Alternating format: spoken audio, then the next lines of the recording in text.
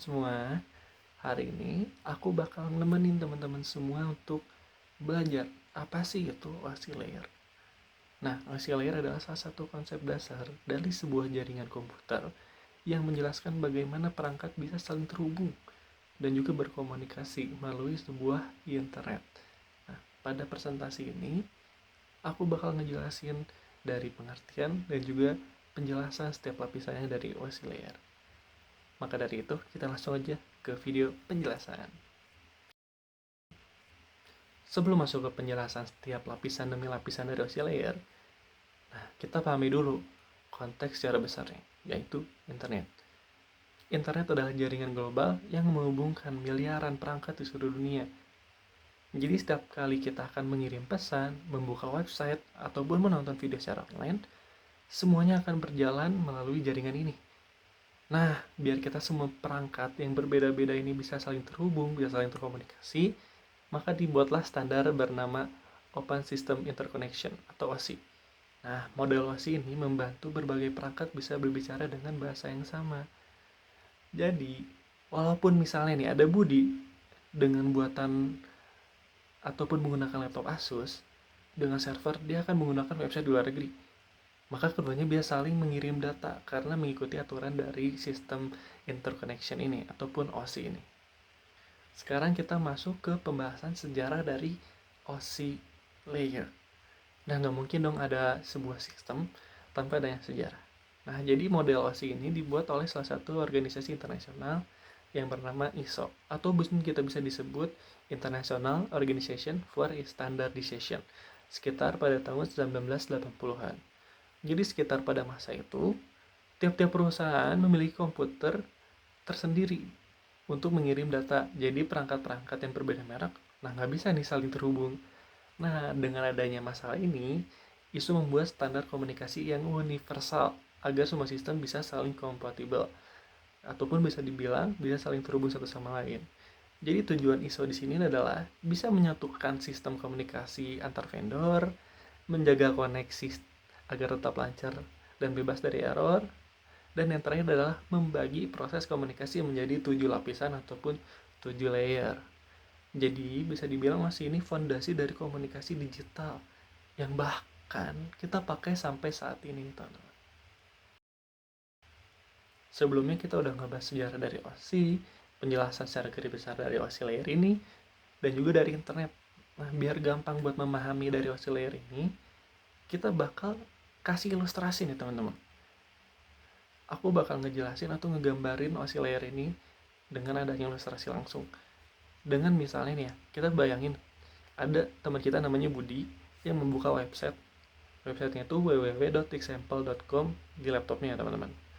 Nah, begitu dia menekan enter pada laptopnya, nah sebenarnya laptop ini akan mengirimkan permintaan data ke server tempat website itu disimpan nih, teman-teman. Lalu, server itu akan memproses permintaan itu dan mengirimkan balasan berupa halaman web yang akan tampil di layar laptop Budi ini. Nah, seluruh proses ini akan melewati 7 lapisan dari OSI layer. Dari yang paling dekat dengan pengguna yaitu application layer, sampai ke lapisan yang paling bawah yaitu physical layer, yang akan menangani sinyal secara fisik. Nah, kita akan bahas satu-satu dari setiap lapisannya dari atas sampai bawah, yaitu application layer. Nah, lapisan ini adalah lapisan yang paling dekat dengan para pengguna, karena disinilah aplikasi seperti browser, email, dan juga chat bisa bekerja. Dalam contoh Budi ini, saat dia mengetik alamat www.example.com di browsernya dan menekan enter pada saat itu, nah browser ini akan sedang bekerja di application layer. Nah, layer ini membentuk permintaan ke server menggunakan protokol-protokol, yaitu seperti HTTP ataupun HTTPS. Nah, disinilah pesan pertama dari Budi dikirim ke jaringan.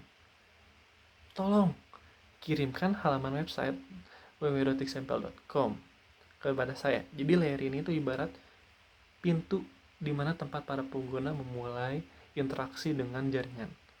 Tanpa ini, ya komunikasi nggak akan bisa dimulai, teman-teman. Setelah data dibuat oleh browser, selanjutnya akan masuk kepada lapisan presentation layer.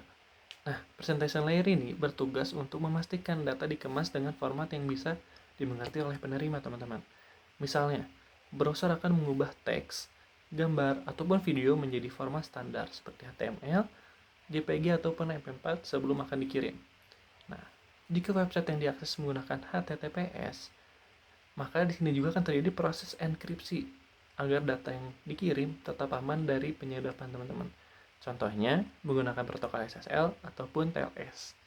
Jadi, secara ilustrasi Budi, nah presentation layer ini berperan sebagai penerjemah sekaligus pengamanan data yang akan memastikan server bisa memahami dan juga memproses permintaan dengan benar. Selanjutnya, kita akan masuk kepada session layer. Jadi, layer ini akan mengatur kapan berapa lama koneksi antara dua perangkat berlangsung. Nah, ketika Budi membuka website dan terhubung kepada server, session layer ini akan menciptakan sesi komunikasi agar laptopnya dan juga server bisa bertukar data dengan stabil. Nah, kalau koneksi Budi sempat putus, misalnya karena WiFi ini lemot ataupun ada jaringan pada WiFi-nya, nah layer ini bisa membantu melakukan reconnect otomatis tanpa harus memulai dari awal.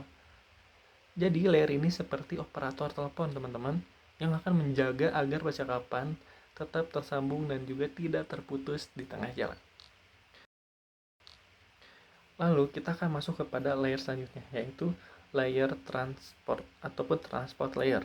Nah, inilah salah satu lapisan yang penting untuk memastikan data sampai secara utuh, berurut, dan juga bebas dari error. Nah, permintaan dari Budi misal dikirim browser tadi dipecah menjadi segmen-segmen kecil biar lebih mudah untuk dikirim, teman-teman. Nah, layer ini juga memastikan kalau misal ada segmen yang hilang, sistem akan otomatis mengirim ulang kembali. Nah, protokol ini pun dibagi menjadi dua ya, teman-teman. Ada TCP dan juga UDP. TCP adalah Transmission Control Protocol.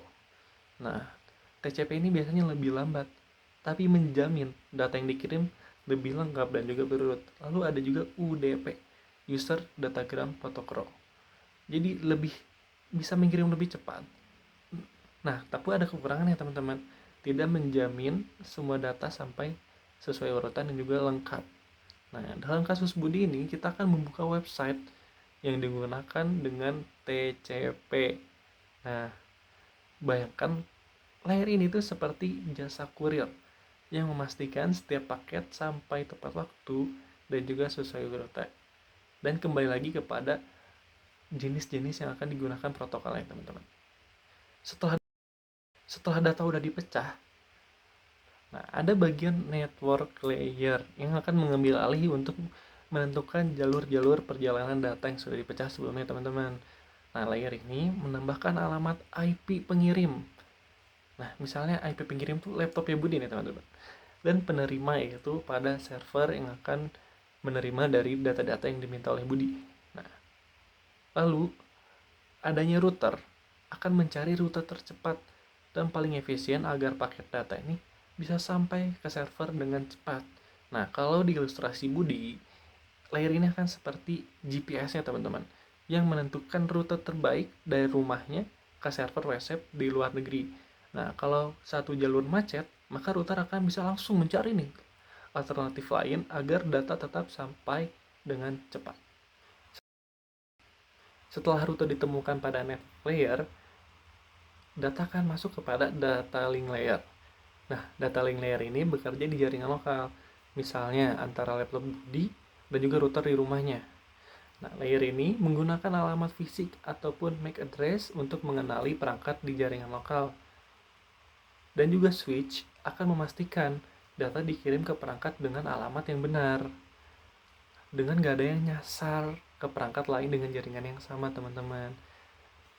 Setelah itu, data di sini juga diubah menjadi frame sebelum dikirim ke lapisan fisik.